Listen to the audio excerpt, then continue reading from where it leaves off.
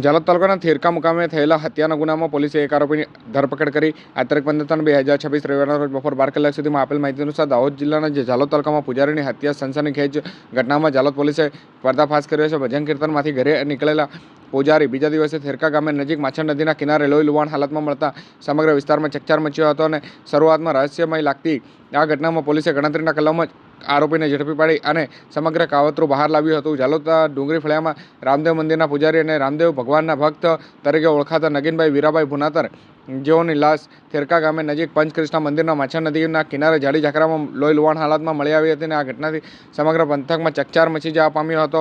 જો કે પોલીસ તપાસ દરમિયાન મૃતકના શરીર પર ગંભીર ઇજાઓના નિશાન જોવા મળ્યા હતા અને સાથે તેઓ સામાન્ય રીતે પહેરતા સોના ચાંદીના દાગીના પણ ગાયબ હતા અને લૂંટના ઈરાદે હત્યા કરવાનો શંકા જતા પોલીસ દ્વારા એલસીબી એસઓજી સહિતની ટીમો તપાસમાં જોતરાઈ હતી અને તપાસ દરમિયાન પોલીસે ગામડી રોડ પર આવેલા પુલિયા પાસે એક યુવાન શંકાસ્પદ હાલતમાં બેઠેલો હોવાની બાતમી મળી હતી અને પોલીસ તરત જ સ્થળ પર પહોંચી અને તેને કાબૂમાં લઈ જાલોદ પોલીસ સ્ટેશન ખાતે લાવી પૂછપરછ શરૂ કરી હતી. પૂછપરછ દરમિયાન તેમણે પોતાનું નામ અજયભાઈ શામજીભાઈ પરમાર, ઉંમર 30 વર્ષનું હોવાનું જણાવ્યું હતું અને કડક પૂછપરછમાં સમગ્ર ગુનાનો કબૂલાત કરી હતી.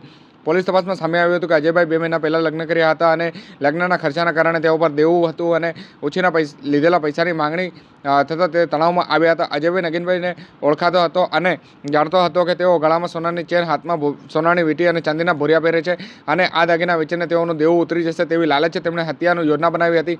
અજયભાઈએ નગીનભાઈને ઉછીના પૈસા લેવાના જણાવ્યું અને એવું કહી અને માટલીખુટા ગામ તરફ બોલાવ્યા હતા અને ત્યારબાદ માછણ નદીના કિનારે એકાંત સ્થળ ઉપર અંધારાનો લાભ લઈ અને લોખંડની હથોડીથી માથામાં ઘા કર્યા હતા અને ગળો દબાવીને તેને નિર્દય હત્યા કરી નાખી હતી.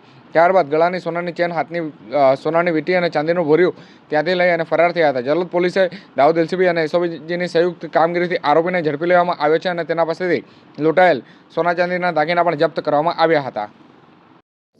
ગઈ તારીખ 12/3/2026 ના રોજ જાલોદ પોલીસ સ્ટેશનના એક ગામે નગીનભાઈ વીરાભાઈ ભુનાતર રહેવાસી જાલોદ નાઓની એક હત્યા કરેલી ડેડ બોડી મળી આવેલી હતી. જે અનુસંધાને જાલોદ પોલીસ સ્ટેશન ખાતે ખૂનનો ગુનો દાખલ કરવામાં આવેલો હતો.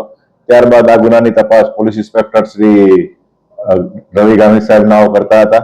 તેમજ તેમની મદદમાં દાહોદ જિલ્લાના પોલીસ અધિક્ષક શ્રી સાહેબની સૂચના મુજબ એલસીબીની ટીમ, એસઓજીની ટીમ, લીંબડી પીઆઈ તેમજ ડિવિઝનના અધિકારીઓની ટીમે કામે લાગી અને આ જે ગુનો પ્રથમથી અનડિટેક હોય તે ગુનો શોધી કાઢવા માટે સતત પ્રયત્ન કરવામાં આવેલા હતા.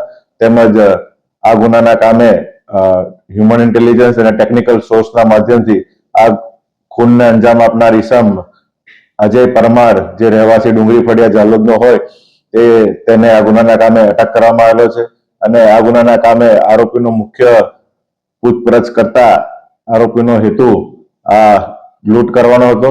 તેમજ આરોપી પાસેથી આ ગુનાના કામે મરણ જનારની ચેન, વીંટી તેમજ મરણ જનારનો મોબાઈલ નંબર આ ગુનાના કામે કબજે કરવામાં આવેલ છે.